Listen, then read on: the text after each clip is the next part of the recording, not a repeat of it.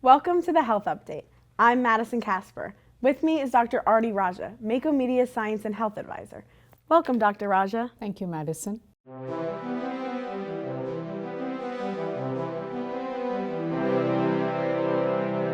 Our topic today is the rise in flu cases this year. Dr. Raja, it's flu season, and a lot of people are referring to it as super flu. Why is that? Right, so unfortunately, it's actually a misnomer. People are calling it the super flu. It's just media's way of calling it the super flu. But in reality, what it is it's just a new, not even an entirely new strain of the virus. It's a sub-variant. So it's one type of virus that's shown up that seems to have a lot of mutations or changes from the last few viruses that have been around. So it's technically slightly different type of virus, and people are calling it the super flu because there are more people who are getting sick with the virus, and not even necessarily worse symptoms, but there are just many more people who are coming down with it. So it's kind of termed as a super flu. What factors make certain flu seasons more severe than others? It has to do with the strain of the virus that's floating around.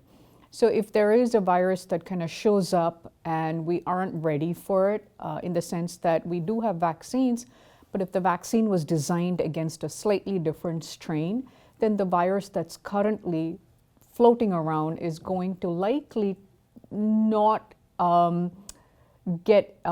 be affected by the vaccine. So as a result, it may escape the vaccine or escape the human immune system. So it ends up causing a problem in the human, and therefore you get more sick from it. And also it's got to do with how healthy the population is at that point in time, weather patterns, if those are different, and if people are battling other conditions, then it may put you at risk for the flu as well. How can someone differentiate from the flu, COVID, RSV, since symptoms do overlap sometimes? With a lot of these viruses that you mentioned, almost all of them are respiratory tract viruses, which basically mean they all cause problems in the human respiratory tract. And therefore, the symptoms tend to be very, very similar.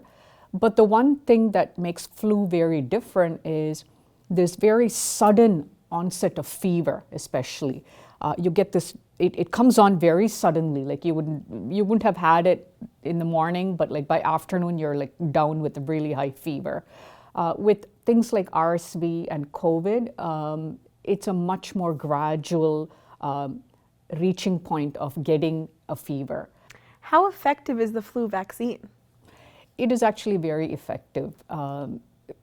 Usually, the flu vaccine has an effectivity range from about 30 to about 70. And currently the vaccine, in children at least, there's 75% efficacy. And in adults, it's about 40%, which actually still is a good protection against even the current strain that's floating around. What should someone do if they're diagnosed with the flu? If someone is diagnosed with the flu, the best thing they can do is keep themselves away from other people, especially other vulnerable people. Like, don't put yourself in a scenario where you may be coming in contact with a whole lot of other people. So yes, staying home, staying indoors, keeping yourself hydrated as best as you can, and also still maintaining that hygiene, washing your hands often.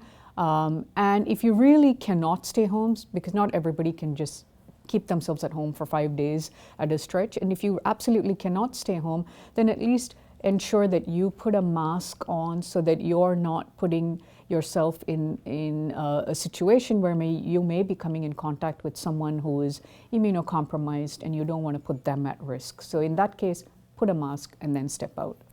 Thank you, Dr. Raja. Thank you, Madison. This has been the Mako Media Health Update. I'm Madison Kasper. See you next time.